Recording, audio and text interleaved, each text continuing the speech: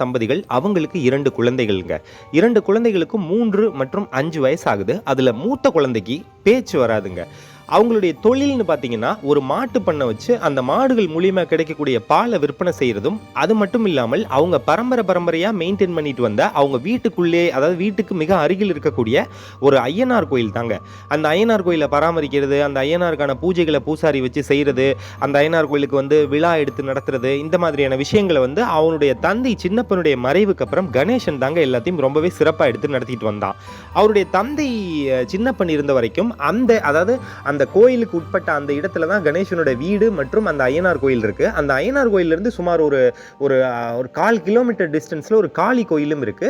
தன்னுடைய தாத்தாவுடைய தாத்தா, அவனுடைய அப்பா எல்லாருமே அந்த காளி கோயிலையும் ஐயனார் கோயிலையும் ரொம்பவே சிறப்பா பராமரிச்சுட்டு வந்திருக்காங்க.